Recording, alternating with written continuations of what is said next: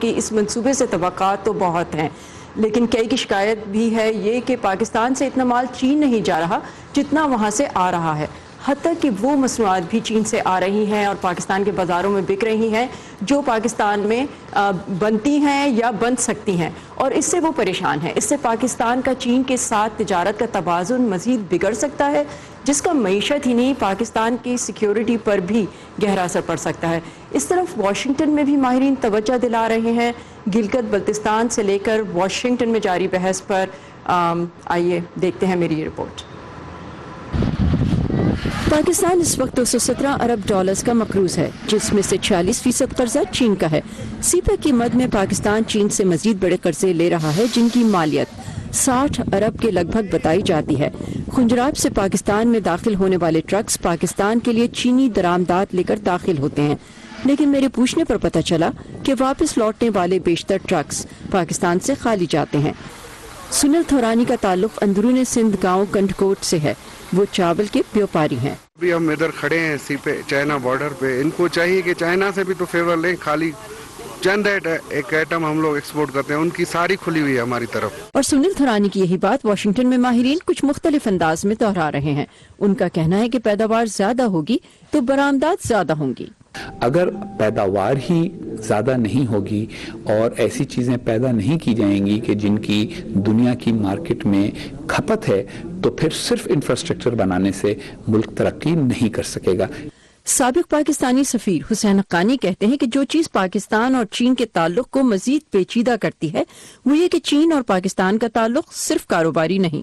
اقتصادی معاملات میں ہمیشہ خود مختاری بہتر ہوتی ہے۔ بہت زیادہ قرضے اگر ایک ایسے ملک سے لیے گئے جو پاکستان کا اسٹریٹجک ایلائی بھی ہے، تو پھر یہ پاکستان کے لیے آسان نہیں ہوگا کہ کل کو اگر ان میں سے کوئی پروجیکٹ بند کرنا ہو، اس سے انکار کرنا ہو، تو آپ اس کا انکار بھی کر سکیں۔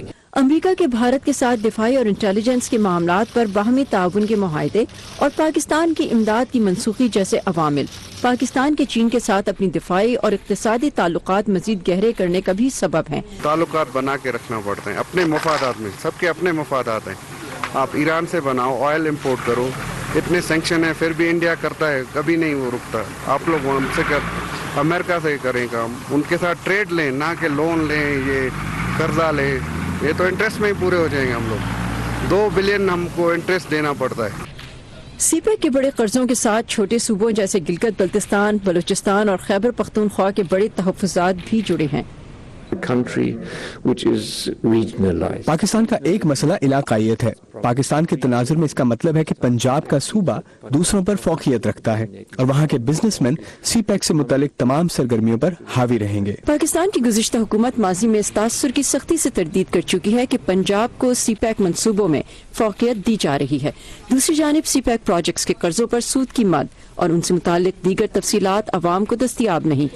یہ ایک ایسا نقطہ ہے جس پر ماضی میں عمران خان سی پیک کی شفافیت اور اس سے منسلک کرپشن کے حوالے سے تنقید کرتے آئے ہیں، لیکن حال ہی میں انہوں نے پاکستان کا دورہ کرنے والے چینی وزیر خارجہ کو سی پیک منصوبوں کے لیے اپنی پوری حمایت کا یقین دلایا ہے۔ صبا شاہ خان کی رپورٹ ہم نے دیکھی۔ صبا، یہ بتائیے جو چھوٹے تاجر ہیں وہ سی پیک سے کس حد تک فائدہ اٹھا پا رہے ہیں؟ اچھا، چھوٹے بڑے تاجر ڈائریکٹ اپنا مال چین نہیں بھیج سکتے، انہیں اپنا مال پہلے پنجاب یا پھر کراچی میں کسی بڑے تاجر کو فروخت کرنا پڑتا ہے، جو پھر اسے چین ایکسپورٹ کرتے ہیں۔ معاشی ماہرین کے مطابق اس کی وجہ یہ ہے کہ چھوٹے تاجروں کی ایک تو بین الاقوامی تجارت کی کیپیسٹی انٹرنیشنل ٹریڈ کے لیے نہیں ہے، اور مال بھیجنا بھی انتہائی مہنگا پڑتا ہے، کیونکہ جو جہاں کھپت ہے، جو بڑے شہر ہیں چین کے، وہ مشرق کی جانب ہیں اور بہت دور ہے، تو وہاں تک مال سپلائی کرنا ان کے لیے بہت مشکل ہے۔ تو اب جو نئی حکومت ہے عمران خان کی، اس سے ان تاجروں کی کیا توقعات ہیں، کیا کہہ رہے ہیں وہ؟ اچھا، تو جن لوگوں سے میری بات ہوئی ان کی نظر میں عمران خان کی حکومت ایسی پوزیشن میں ہے کہ اگر چاہے تو مشکل فیصلے کر سکتی ہے، خاص طور پر ان اشیاء کے بارے میں جنہیں چین سے امپورٹ کے بغیر ہمارا گزارا ہو سکتا ہے۔ بالکل۔ صبا شاہ خان گئیں کراچی سے خنجراب تک اور پھر Washington. Thank you very much Saba for your report. اور یہاں پہ ایک دفعہ پھر میں یاد دلانا چاہوں گی آپ کو کہ جب وائس آف امریکہ نے امریکی اسٹیٹ ڈپارٹمنٹ سے بات کی تو انہوں نے اس بات کی تصدیق نہیں کی کہ امریکی وزیر خارجہ مائک پومپیو نے پاکستان سے کسی قسم کا IMF کی امداد سے متعلق وعدہ کیا ہے۔ پروگرام کو آگے بڑھاتے ہیں. امریکی کانگریس جاننا چاہتی ہے کہ ٹرمپ انتظامیہ یمن میں انسانی جانوں کا ضیاع روکنے کے لیے کیا کر رہی ہے. اس جنگ میں امریکہ سعودی عرب کی حمایت کر رہا ہے. وزیر خارجہ مائک پومپیو کو آج کانگریس کو بتانا ہے کہ سعودی اور اماراتی فوجیں یمن میں عام شہریوں کی ہلاکتیں کم کرنے کے لیے کیا ٹھوس اقدامات کریں ہیں اور 3 سال سے جاری اس لڑائی کے سیاسی حل کی کوششیں کہاں تک پہنچی ہیں. مزید تفصیلات کے لیے ہم چلیں گے امان اظہر کے پاس. تو امان، یہ بتائے گا کہ ٹرمپ انتظامیہ پہ کانگریس جو اس وقت پریشر بڑھا رہی ہے اس کی وجہ کیا ہے؟ جی دیکھیں، سارا اندرونی طور پر تو اس کی وجہ وہی ہے جو آپ نے جس کا تھوڑا سا ذکر کیا، وہ شہری اموات بڑی تعداد میں جو کہ یمن کی جنگ میں ہوتی آئی ہیں، جس میں بڑی تعداد میں بچے شامل ہیں. اور اس کی ایک وجہ یہ بھی ہے کہ جو سعودی لیڈ کولیشن ہے یا جو فوجی اتحاد ہے، اس کو امریکہ کی فوجی معاونت اس میں حاصل ہے، جس میں ٹارگٹ آئیڈینٹیفیکیشن، ری فیولنگ سمیت دیگر ایسے جو ایلیمنٹس ہیں وہ شامل ہیں. اور اسی وجہ سے جو امریکی قانون ساز ہیں انہوں نے آج کی ڈیڈ لائن دے رکھی ہے سیکریٹری پومپیو کو کہ وہ آ کے اس بات کو سرٹیفائی کریں، تصدیق کریں اور بتائیں کہ ان کی جانب سے اس طرح کا دباؤ جو کولیشن فورسز ہیں سعودی عربیہ کی، ان کو دیا گیا ہے کہ وہ شہری اموات میں کمی لائیں. دوسری وجہ اس کی وہ ہیومینیٹیرین کوریڈور ہے جس سے ابھی تک سعودی اتحادی افواج نے اگری نہیں کیا، جس کے باعث وہاں اشیاء خوردنوش کی شدید قلت ہے اور وہاں پہ دوائیوں کی بھی مہیا تعداد نہیں پہنچ پا رہی. تو انہی حالات کا ایک معروضی جائزہ میں نے اپنی اس رپورٹ میں بھی لیا. آئیے پہلے وہ دیکھتے ہیں. یمن میں ہولناک جنگ جاری ہے. امریکی حمایت یافتہ سعودی اتحادی افواج سال 2014 سے ہوتھی باغیوں سے نبرد ہے، جب باغیوں نے دارالحکومت صنعاء پر قبضہ کر لیا تھا. نہتے شہری اور خصوصاً بچے اس تنازع کی بھاری قیمت ادا کر رہے ہیں. کچھ امریکی قانون ساز کہتے ہیں یہ مزید برداشت نہیں کیا جا سکتا.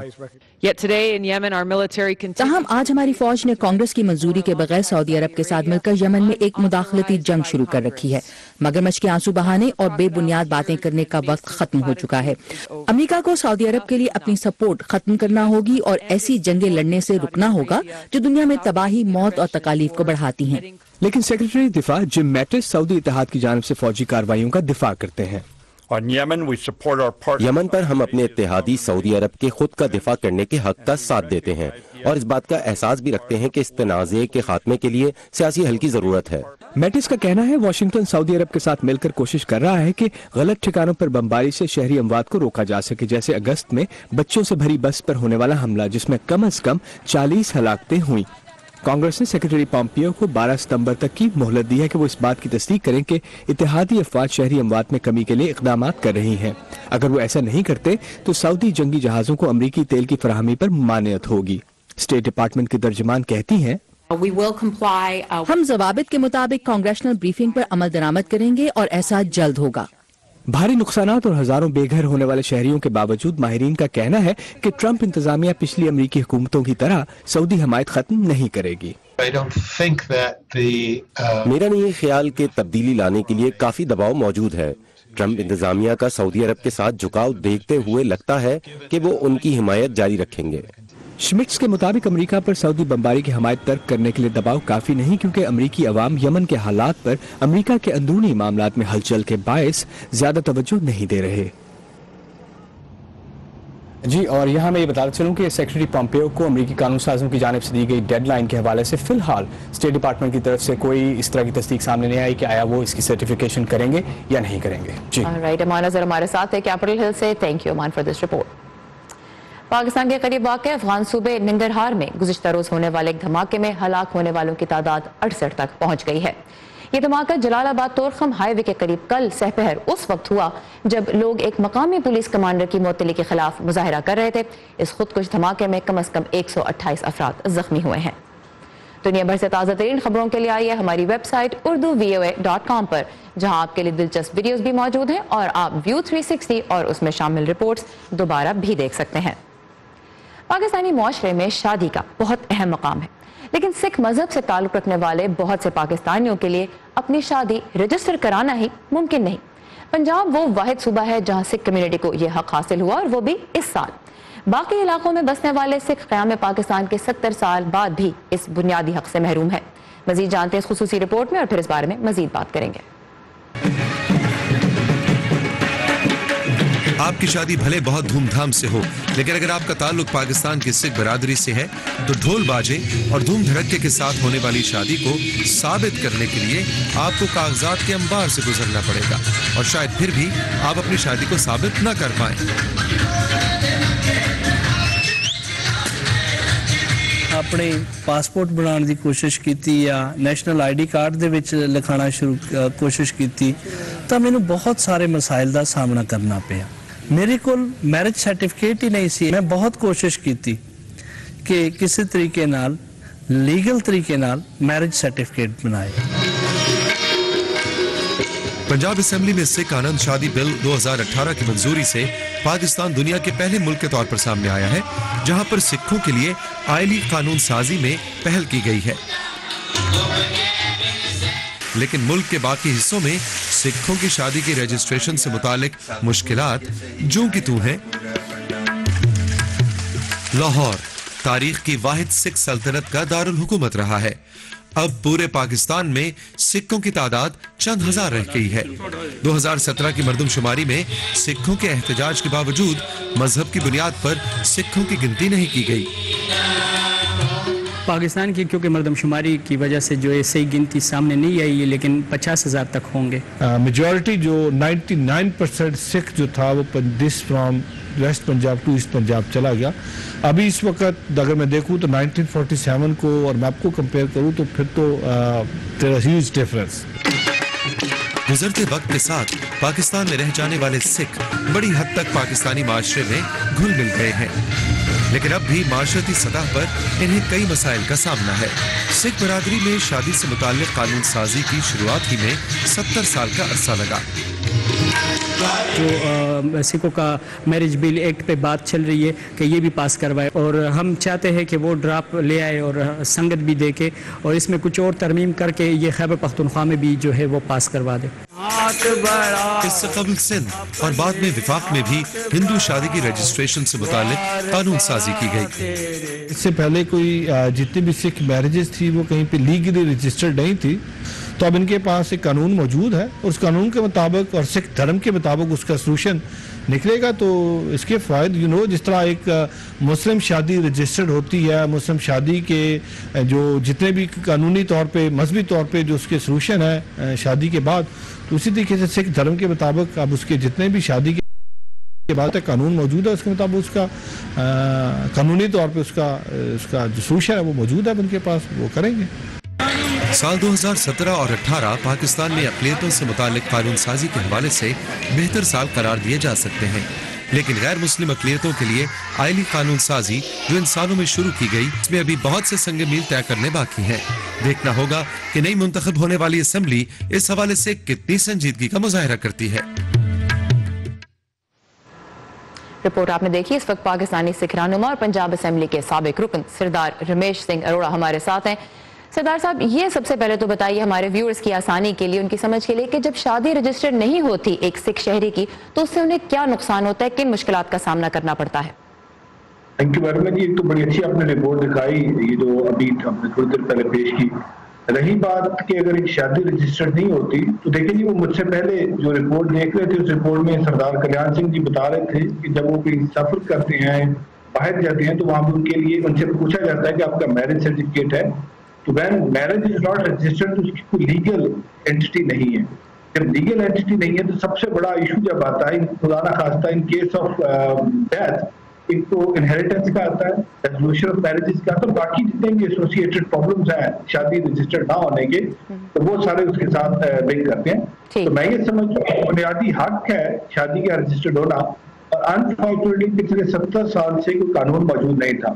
پچھلا دور حکومت جس میں ممبر پنجاب اسمبلی تھا، میں نے وہی والا بل جو پنجاب اسمبلی کے اندر ایز پرائیویٹ ممبر بل پیش کیا، اور خوشی کی بات یہ ہے کہ وہ یونانیمسلی اس میں اپوزیشن نے بھی ہمیں سپورٹ کیا، اور یونانیمسلی ہم نے کو پاس کروایا۔ اب قانون ہمارے پاس موجود ہے۔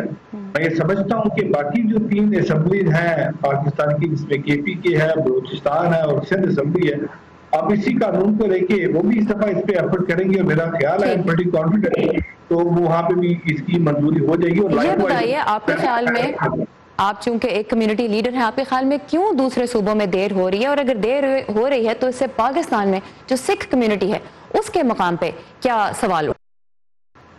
دیکھیں جی، انفارچونیٹلی میرا خیال ہے یہ دونوں طرف سے ہے. پہلے ہماری طرف سے بھی کچھ سنسیئر ایفرٹ کی نہیں گئی، یہ کچھ 3-4 سال پہلے اس پہ سنسیئر ایفرٹ کی گئی، اور کیونکہ اس سے پہلے سکھ میرج ایکٹ کا موجود ہونا بھی بہت بڑا سوالیہ نشان تھا، کیونکہ ہمارے پاس ایک بہت بڑی مثال بھارت ہے جہاں پہ اس وقت 1.5 کروڑ سے اوپر سکھ موجود ہے. بٹ انفارچونیٹلی بھارت میں بھی ہمارے پاس ابھی تک سکھ میرج رجسٹریشن ایکٹ موجود نہیں ہے. وہاں پہ بھی رجسٹرڈ ہوتی ہے وہ ہندو میرج ایکٹ کے تحت ہوتی ہے، اور انڈین کانسٹیٹیوشن کی آرٹیکل 25 کا پارٹ بھی سکھزم کو ایک سیپریٹ ریلیجن کنسیڈر نہیں کرتا، تسلیم ہی نہیں کرتا. دیٹس وائی ہمارے پاس ایسا کوئی پریسیڈنٹ نہیں تھا. ہم نے پاکستان کے اندر یہ ایک ایفرٹ کی. اس سے پہلے 2001-2002 میں ایک آرڈیننس پاس ہوا تھا مشرف دور میں سکھ میرج ایکٹ کے تحت، اور اس میں بہت سارے خلاف تھے ویکیوم سے جس کو تھوڑا سا ٹھیک کرنے کی ضرورت تھی. اس کی ایفرٹ ہوئی، اس دور حکومت میں ہم نے اس پہ کام کیا. لیکن میں سمجھتا ہوں کہ ابھی بنا بنایا قانون موجود ہے، rather to reinvent the wheel. جو موجودہ حکومتیں ہیں اب اس ضرورت کو محسوس کریں گی، اور کے پی کے میں سب سے زیادہ اس کی ضرورت ہے، بیکاز اس وقت majority of Sikh community they are settled in K P کے. خیبر پختونخوا میں ایک بہت بڑی تعداد ہے ان کی، اور دونوں جانب سے، جس طرح آپ نے کہا کہ کمیونٹی کی جانب سے بھی اور سیاسی حلقوں کی جانب سے بھی اس ضمن میں کوشش کی ضرورت ہے. سردار اروڑا ہمارے ساتھ تھے، آپ کے وقت کا بہت شکریہ. اور اب ٹیکنالوجی.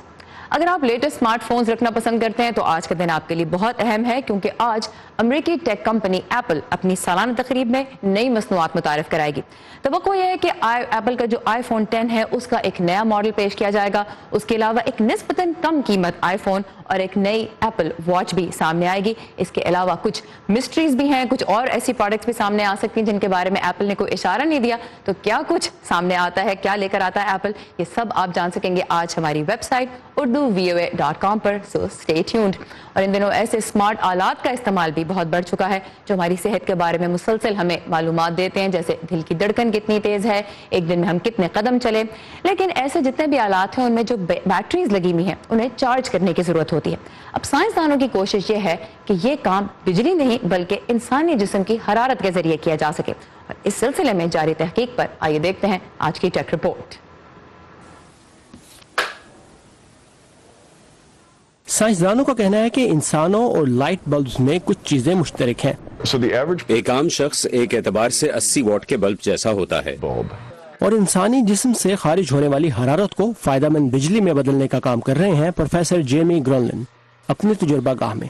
ان کی کوشش ہے کہ ایسی قابل پرنٹ اور پینٹ کی جا سکنے والی سیاہی جیسی شے بنائی جا سکے جو انسانی صحت کو جانچنے والے سینسرز پر مبنی آلات کو جسم کی حرارت سے چلا سکے. آپ جاننا چاہیں گے کہ کیا کسی کو چوٹ لگی تھی یا جسم میں پانی کی کمی ہوئی یا پھر کچھ اور، وہ بھی فوری طور پر. آپ کوئی بھی ایسی شے جیسے بڑا بیٹری پیک نہیں پہننا چاہیں گے، کیونکہ اگر آپ گر گئے یا ایسا کچھ اور ہوا تو آپ کو چوٹ لگ سکتی ہے. تو آپ یہ چاہیں گے کہ آپ کا جسم ہی بیٹری کا کام کرے. جب کوئی شخص حرارت پیدا کرتا ہے تو باہر کا درجہ حرارت عمومی طور پر کم ہوتا ہے اور درجہ حرارت میں اس فرق سے کرنٹ بن سکتا ہے. جیمی گرنلن کہتے ہیں کہ بنیادی عنصر ایک ایسی خصوصی طور پر تیار شدہ کپڑے جیسی چیز ہے جس میں تھرمو الیکٹرک ٹیکنالوجی شامل کی گئی ہو. ہماری تھرمو الیکٹرانک کوٹنگ کپڑے کے ہر دھاگے تک پہنچتی ہے، تو جو چیز اسے مؤثر بناتی ہے وہ محض اس کپڑے کا حرارت کے ذریعے کو چھونا یا پھر اس کے قریب ہونا ہے. اور جتنی حرارت کوئی شخص پیدا کرتا ہے اتنا ہی درجہ حرارت میں فرق بڑھتا چلا جاتا ہے جس سے کرنٹ بنتا ہے. ہمارا مقصد ایک ایسا بنانا ہے جو 10% بچت سے آگے جا سکے، جس کا مطلب ہے کہ اگر میں 80 واٹ پیدا کر رہا ہوں تو مجھے اس سے اضافی 8 واٹ ملے. اور جیم کا کہنا ہے کہ ان کا مقصد ایک ایسی پروڈکٹ بنانا ہے جو بڑے پیمانے پر بنائی جا سکے. سوال یہ نہیں کہ آیا ایسا ہو پائے گا، بلکہ یہ کہ ایسا کب ہوگا، 1 سال یا 5 سال میں. جیمی کہتے ہیں کہ اس کا انحصار اس پر ہے کہ ان کی پروڈکٹ کس قدر مانگ اور اضافی افرادی قوت پیدا کرے گی. الزبتھ لی کے ساتھ ثاقب الاسلام، اردو VOA. جنگ زدہ علاقوں میں صدمے سے متاثرہ افراد اپنے جذباتی زخم بھرنے کے لیے فوری طور پر علاج کی سہولت عام طور پہ حاصل نہیں کر سکتے. جنوب مشرقی ترکی میں ایک ڈانس اسکول تشدد کے شکار ایسے ہی افراد کی مدد کی کوشش کر رہا ہے. کس طرح، آئیے دیکھتے ہیں. کے جنوب مشرقی علاقے اور خاص طور پر دیار باکر شہر ترک افواج اور کرد باغی جنگجوؤں کے درمیان ایک میدان جنگ بنا رہا ہے. شہر کے ہزاروں رہائشی اس دوران ہلاک ہو چکے ہیں اور اس سے بھی زیادہ ذہنی اذیت کا شکار ہوئے ہیں. ان میں سے کچھ یہاں اس ڈانس کلاس میں بھی موجود ہیں. یہ حقیقت میں ایک تھراپی سیشن ہے. مڈ ڈانس اینڈ سپورٹس ایسوسی ایشن دیار باکر میں قائم ایک اسکول ہے جو ڈانس کے آرٹ کے ذریعے صدمے کے شکار لوگوں کے زخم مندمل کرنے پر توجہ مرکوز کرتا ہے. یہ پروجیکٹ اس لحاظ سے اہم ہے کہ جو کچھ بھی اب یادداشت میں نہیں یا جن باتوں کا اظہار زبان سے نہیں کیا گیا جسمانی حرکات کے ذریعے باہر آئے گا. جسمانی تھراپی ہمارے معاشرے میں انتہائی اہم ہے جہاں پر صدمے کا اظہار زبان سے نہیں کیا جا سکتا. آج کے سیشن کا مقصد نئے ٹرینرز کو سکھانا ہے جو تشدد کے شکار لوگوں کا علاج کرنا چاہتے ہیں. مقصد یہ ہے کہ ہمارے جسموں کے اندر بند حصوں کو کھولا جائے جو اظہار نہیں کر پا رہے. یہ جسمانی اظہار تک پہنچنے کا ایک طریقہ ہے. جب ایک جسم کھلتا ہے تو یہ جذبات سے ظاہر ہوتا ہے. یہ صرف جسمانی آرام کا ہی ایک ذریعہ نہیں بلکہ علاج بھی ہے.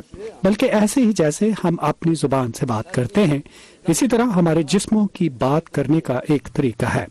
ہمارے جسم مسلسل بولتے ہیں.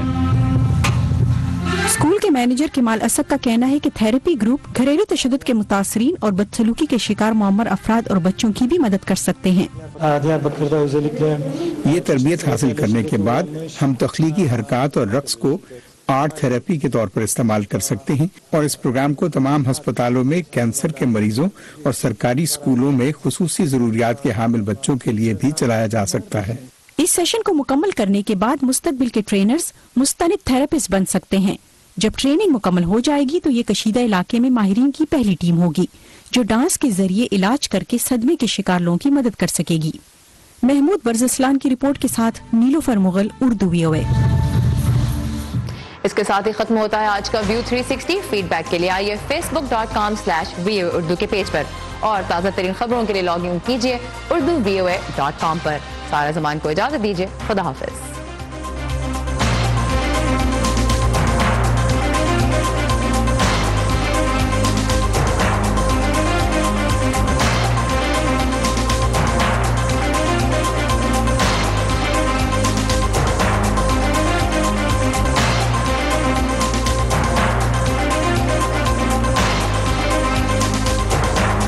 کی بجائے ان صحافیوں کے لیے ترتیب دیا گیا جو مارے جا چکے ہیں. یہ تجویز ابھی زیر غور ہے. امید ہے میڈیا ہاؤسز اور ادارے اس پر عمل درآمد کریں گے.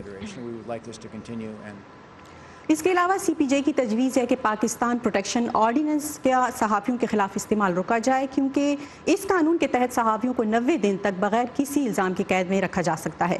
پھر CPJ کا کہنا ہے کہ صحافیوں کو رپورٹنگ کرنے کی بنیاد پر ایگزٹ کنٹرول لسٹ میں ڈالنے کا جو سلسلہ ہے وہ بھی ختم کیا جائے اور انہیں خیبر پختونخوا اور بلوچستان کے علاقوں میں رپورٹنگ کرنے کے لیے رسائی دی جائے. حکومت کے علاوہ CPJ نے میڈیا اداروں اور صحافیوں کے لیے بھی کچھ تجاویز دی ہیں. آئیے وہ جانتے ہیں. We would like media houses to step up to provide more safety training for journalists. ہم چاہیں گے کہ میڈیا ادارے صحافیوں کے لیے مزید سیکیورٹی ٹریننگ کا انتظام کریں. میرے خیال میں یہ اس رپورٹ میں بھی اہم تجویز ہے. دوسری جانب میڈیا پر سیلف گورننس کی بھی ذمہ داری عائد ہوتی ہے. مثال کے طور پر کمپلین کا ایک قابل اعتبار طریقہ کار ہو. اس سے بھروسے میں اضافہ ہوگا کہ میڈیا جو رپورٹ کر رہا ہے وہ سچ ہے. اگر اخبارات اور براڈ کاسٹ ادارے اس سمت میں کام کریں تو امید ہے کہ حکومت کو مداخلت کی ضرورت کم ہی محسوس ہوگی. اور سارا CPJ کا کہنا ہے کہ وہ پاکستان میں آزادی صحافت کی صورتحال پر وزارت اطلاعات سے بات چیت کرنا چاہتے ہیں اور پاکستان پر نظر رکھنے والے جو تجزیہ کار ہیں ان کا کہنا ہے کہ پاکستان میں آہستہ آہستہ تبدیلی آ رہی ہے لیکن میڈیا کو بھی چاہیے کہ وہ اپنا محاسبہ کرے. اور وائس آف امریکہ کی کوشش بھی ہے کہ پاکستان کی وزارت اطلاعات سے اس رپورٹ کے بارے میں رد عمل حاصل کیا جا سکے. نیلوفر بہت شکریہ. اس رپورٹ کی تفصیلات آپ لے کر آئیں. امی حکمران امریکہ کے ہوں یا ہندوستان کے، افغانستان کے یا پھر پاکستان کے، انہیں کچھ نہ کچھ تو کہنا ہے نا اپنے ملک کے لیے. لیکن ایسے میں ہمارا کام کسی حکمران کی بات پر ناراض ہو جانا یا پھر تالیاں بجانا تھوڑا ہی ہے. خدا بس اتنی سمجھتے کہ جو جیسا کہے ہم اسے ویسے کا ویسا آپ تک پہنچا سکیں. باقی پھر آپ تو سمجھدار ہیں ہی. بڑی جنگ پاکستان ٹیررزم کے خلاف لڑ رہا ہے اس پروفیشن میں نا امی. بس اتنا سا تو خواب ہے. خبر جیسی پہنچی ویسی، ویو 360 صرف آج نیوز پر.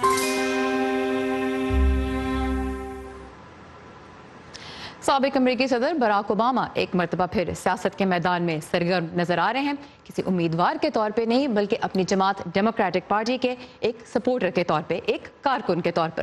وجہ یہ ہے کہ 6 نومبر کو امریکہ میں کانگریس کے لیے انتخابات ہوں گے اور اس میں صدر ٹرمپ اور صدر اوباما دونوں کی جماعتوں کے درمیان کانٹے کا مقابلہ ہے.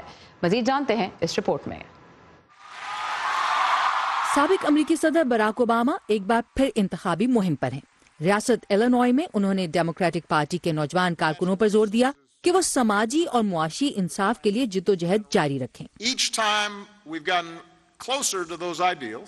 ہر مرتبہ جب ہم ان باکمال نظریات کو پانے کے قریب پہنچتے ہیں، کوئی نہ کوئی کہیں نہ کہیں اس میں رکاوٹ ڈال دیتا ہے. اس کا آغاز ڈونلڈ ٹرمپ سے نہیں ہوا، وہ تو اس کی صرف علامت ہیں، سبب نہیں. وہ صرف اس غصے کا فائدہ اٹھا رہے ہیں جو سیاستدان سال ہر سال سے پھیلا رہے ہیں. براک اوباما اپنے آپ کو اس شخص سے مقابلہ کرتا ہوا پا رہے ہیں جو ان کا جانشین بنا، یعنی صدر ٹرمپ، جو ایک طرح سے ان کی کامیابیوں کو تباہ کرنے پر تلے ہیں. خود صدر ٹرمپ بھی انتخابی مہم میں متحرک ہیں. یہ انتخاب روزگار کے بارے میں ہے، یہ تحفظ بھی ہے اور روزگار بھی. ریپبلکنز کی قیادت کی بدولت ہماری معیشت اتنی ترقی کر رہی ہے جتنی ہماری تاریخ میں پہلے کبھی نہیں ہوئی. کسی کو معلوم بھی نہ تھا کہ ایسا ہوگا. صدر ٹرمپ نے اپنے حامیوں کو خبردار کیا ہے کہ اگر ڈیموکریٹک پارٹی نومبر میں ایوان نمائندگان پر کنٹرول حاصل کر لیتی ہے تو ان کے مواخذے کی راہ ہموار ہو سکتی ہے. انہوں نے کسی حد تک مان لیا ہے کہ کانگریس کے یہ انتخابات ان کی پالیسیز پر ایک ریفرینڈم ہوں گے. دونوں جماعتوں کے مابین جو جوش پایا جاتا ہے وہ در حقیقت صدر کی وجہ سے ہے. میرا خیال ہے کہ جو اعداد و شمار میں نے دیکھے ہیں ان سے پتہ چلتا ہے کہ جو لوگ ممکنہ طور پر ووٹ ڈالیں گے ان میں سے 40% کا کہنا تھا کہ وہ نومبر میں یا تو صدر کی حمایت میں اور یا ان کی مخالفت میں ووٹ ڈالیں گے. براک اوباما یہ ثابت کر چکے ہیں کہ وہ ووٹرز کی توجہ حاصل کرنے میں کامیاب ہوتے ہیں، مگر ریپبلکنز کو یہ بالکل پسند نہیں. صدر ٹرمپ اور براک اوباما انتخابات میں کبھی بھی ایک دوسرے کے مد مقابل نہیں ہوں گے، مگر کانگریس کے وسط مدتی انتخابات کی مہم میں وہ ایک دوسرے کے آمنے سامنے ہیں، جس میں کانگریس پر کسی بھی پارٹی کا کنٹرول بہت اہمیت کا حامل ہے. جم میلون کے ساتھ عائشہ خالد، اردو VOA.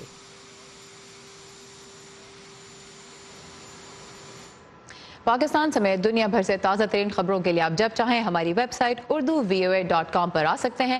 اس ویب سائٹ پر آپ کے لیے دنیا بھر سے نہ صرف تازہ ترین خبریں بلکہ بہت سی دلچسپ ویڈیوز بھی موجود ہیں اور آپ ویو 360 میں شامل رپورٹس بھی اسی ویب سائٹ پہ دوبارہ بھی دیکھ سکتے ہیں. پاکستان کے نوبل انعام یافتہ سائنسدان ڈاکٹر عبدالسلام کی زندگی پر بننے والی پہلی پاکستانی دستاویزی فلم سلام کو واشنگٹن ڈی سی کے ساؤتھ ایشین فلم فیسٹیول میں بہترین ڈاکیومنٹری فلم کا آڈینس چوائس ایوارڈ ملا ہے.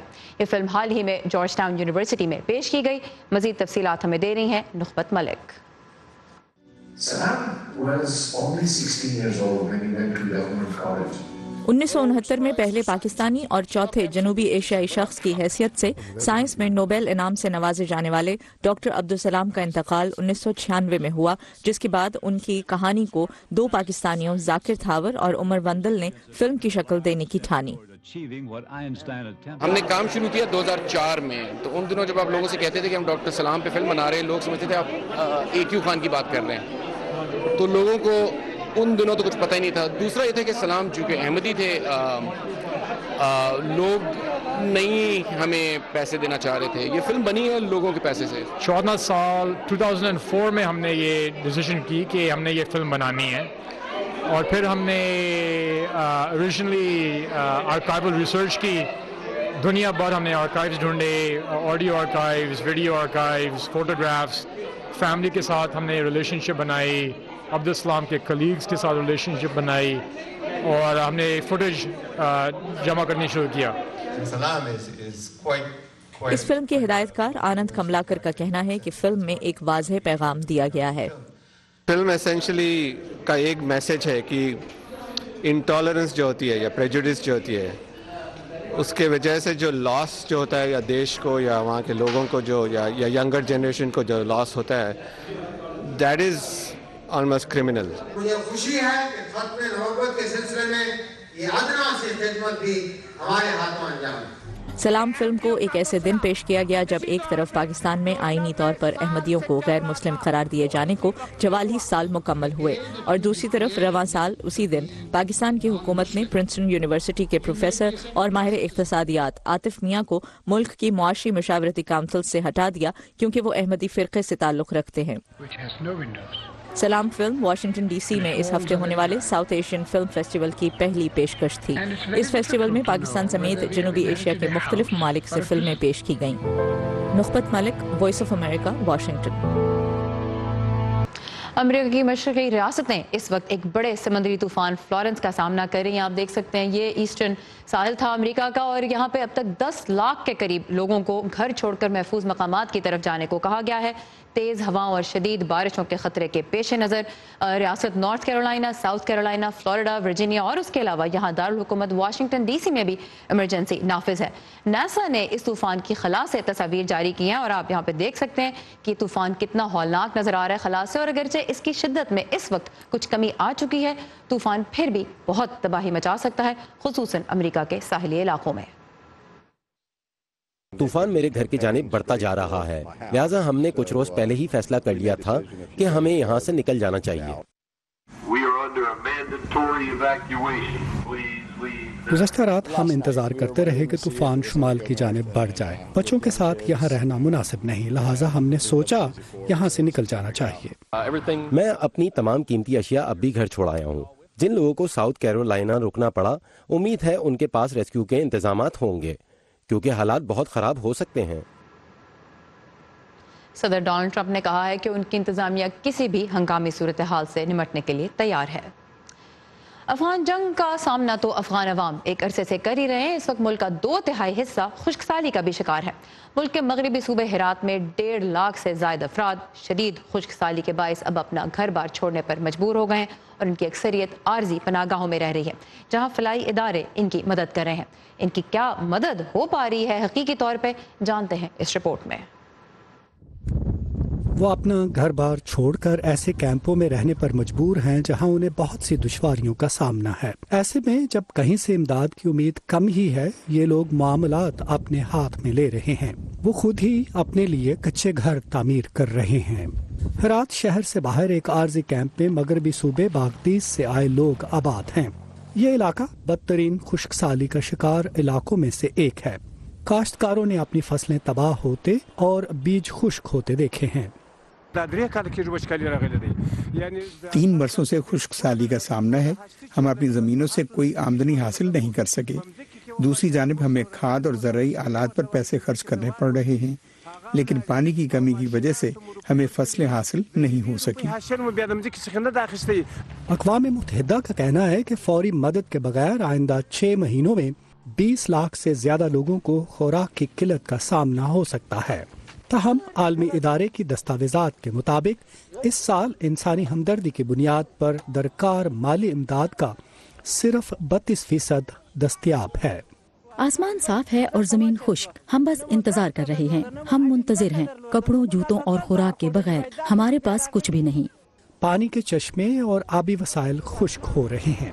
کسان اور چرواہے بے بسی سے اپنے ہزاروں مویشیوں کو مرتے ہوئے دیکھ رہے ہیں. خاندان اپنے وسائل ختم کر چکے ہیں.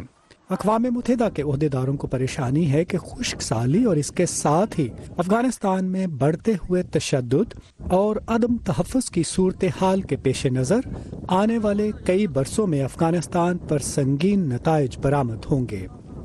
عائشہ تنظیم کے ساتھ ندیم یعقوب، اردو VOA. انتظار کی گھڑیاں ختم ہوئیں. امریکی ٹیک کمپنی ایپل نے پہلے سے تیز تر پروسیسرز اور لمبی بیٹری لائف والے 3 نئے آئی فون ماڈلز پیش کر دیے ہیں.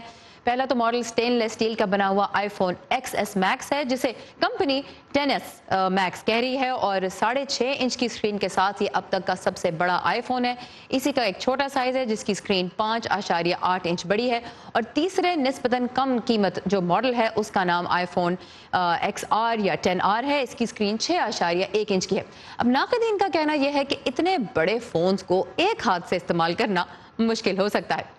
हैरान कुन टेक्नोलॉजी जो इस दफ़ा एप्पल ने मुतारिफ कराई है वो है एप्पल वॉच में, जो अब एक तरह का मेडिकल आला बन गई है। अगर इसे पहनने वाला गिर जाता है और कुछ देर तक नहीं हिलता जुलता तो घड़ी खुद इमरजेंसी सर्विस बुला सकती है। और पहली बार इसमें ECG मशीन भी शामिल की गई है जो दिल की धड़कन का जायजा ले सकती है। इसका डेटा कुछ ही लम्हों में डॉक्टर तक पहुंचाकर आपकी जान भी बचा सकती है। लेकिन अमेरिकी फूड एंड ड्रग एडमिनिस्ट्रेशन खबरदार कर रही है कि डॉक्टर्स को और आम लोगों को भी इसके नताइज पर मुकम्मल भरोसा नहीं करना चाहिए। और प्राइसेस हमेशा की तरह काफ़ी ज़्यादा है। मजीद आप जान सकते हैं एप्पल की अपनी वेबसाइट से। वैसे स्मार्ट टेक्नोलॉजी ने बिजनेस की दुनिया का नक्शा तो बदल के ही रख दिया है। भारत में अब लोगों की एक बहुत बड़ी तादाद माकूल तनख्वाहों वाली मुलाजमतें छोड़कर जदीद तरीकों से कारोबार की तरफ माइल हो रही है। तो थोड़ी सी इंस्पिरेशन के लिए आज चलते हैं दिल्ली। पेटीएम नामी डिजिटल वॉलेट ऐप कपड़ों से लेकर ईंधन और सड़कों के किनारे फलों के ठेलों से शॉपिंग तक के लिए इस्तेमाल की जा रही है। 8 से 8 बरस कब शुरू होने वाली इस कंपनी ने इस तेजी से तरक्की की है कि आज इसकी मालियत $10 अरब तक पहुंच चुकी है। इस कंपनी के नायब सदर सुराब जैन कहते हैं कि अब से कुछ अरसे पहले तक कारोबारी हजरात के लिए ये समझना मुश्किल था कि इंटरनेट की बुनियाद पर चलाए जाने वाले बिजनेसेस इस बड़ी सतह पर फैल सकते हैं। आज लोग ज्यादा समझदार हैं। अगर आप ये कहें कि आपने कारोबार शुरू किया है तो लोग आपका एहतराम करते हैं। हमारे सामने ऐसी कामयाब मिसालें मौजूद हैं। दिल्ली के जिले गिरगांव के तिजारती मरकज की इस मीटिंग में मौजूद बहुत से नौजवान अपने कारोबार शुरू करने का अज़्म रखते हैं। इनमें पुनिका चतुर्वेदी भी शामिल हैं, जिन्होंने अपने पार्टनर के साथ मिलकर डिजिटल मार्केटिंग कंपनी शुरू की है।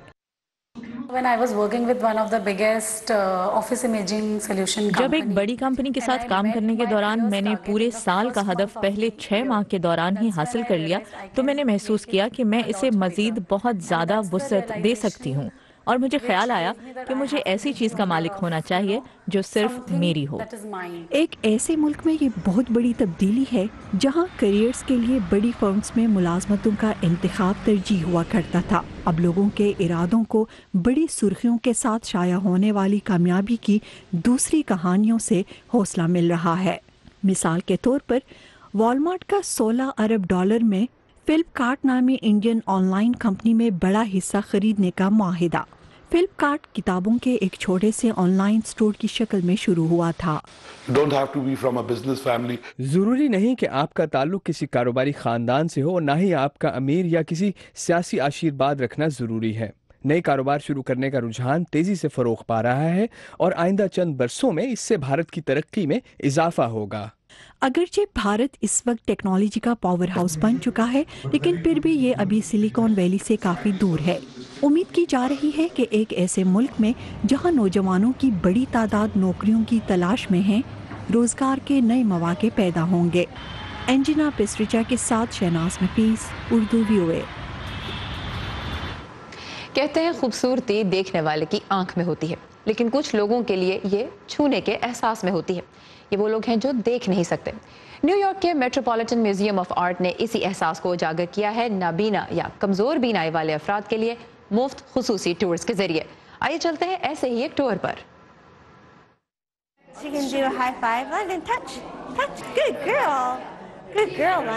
एमिली कॉसियल इस म्यूजियम को अच्छी तरह जानती हैं।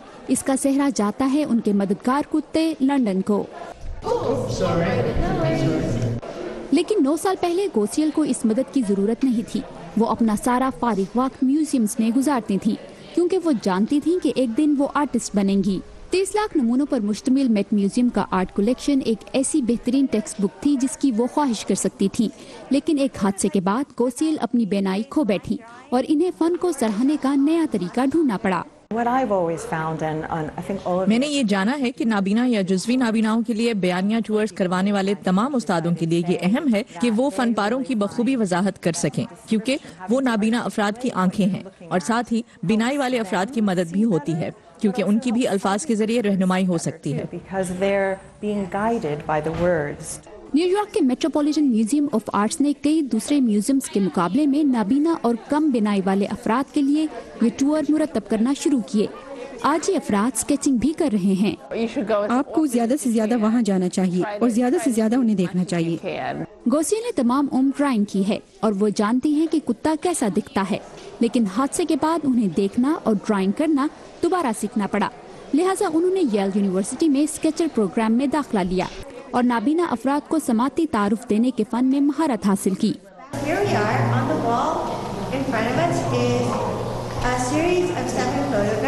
आज कोसियल एक गाइड के तौर पर काम करती हैं और हर नमूना उन्हें जुबानी याद है। उनके पसंदीदा ये कुत्तों वाले नमूने हैं, जिनमें विलियम वेगमैन का 3000 साल पुराना चाइनीज सिरामिक कुत्ते का नमूना भी है। उनका शौक कोई सरप्राइज नहीं, क्योंकि बिलाखिर ये उनका कुत्ता लंदन ही था जिसने उन्हें सिखाया कि कुछ भी मुमकिन है। इलीना वुल्फ के साथ वर्दा खलील, उर्दू VOA। और अब सेहत। आमतौर पर एक बीमार शख्स को जो अद्वियात दी जाती हैं वो जरासीम को ख़त्म करती हैं, लेकिन कुछ लाइलाज अमराज के लिए साइंसदान इंसान के जीनियाती खलियों को बदलने पर भी अब काम कर रहे हैं। इससे जिस्म का निज़ाम अंदरूनी तौर पर बदल जाता है। ये तरीका इलाज वैसे तो अभी इब्तदाई मराहिल में है, लेकिन इसके कैसे नताइज सामने आ रहे हैं देखते हैं आज की हेल्थ रिपोर्ट में। 45 साला ब्रायन मीडो हंटर सिंड्रोम का शिकार हैं। मफलूज कर देने वाली ये बीमारी एक ऐसे जीन की गैर मौजूदगी की वजह से होती है जो ऐसे एंजाइम पैदा करता है जो जिस्म में मौजूद शुगर के बड़े मुरक्कबात को तोड़ता है। ये शुगर पूरे जिस्म में एक जहरीले फुजले की तरह फैल सकती है। इसका कोई इलाज नहीं। सेहत बख्शने वाले इस जीनियाती मुताले के प्रोग्राम में हिस्सा लेने वाले पहले शख्स मीडो ही थे। जब मेरे जिस्म में इसे दाखिल किया गया तो मैं काफी घबराया हुआ और खौफजदा था। आईवी के जरिए मीडो के जिस्म में सही जीन्स की मखसूस तादाद और इन जीन्स को अपनी सही जगह पहुंचाने वाले टूल्स दाखिल किए गए। जीन एडिटिंग जीन थेरेपी का एक बेहतरीन तरीका है जिसमें गैर सेहतमंद जीन की जगह सेहतमंद जीन दाखिल किए जाते हैं। डॉक्टर्स उम्मीद कर रहे हैं कि ये तरीका इलाज उन बीमारियों के लिए मुअस्सर साबित होगा जो इससे कबल ला इलाज समझी जाती थीं। इस मुताले के लीडर डॉक्टर जोसेफ मेंजर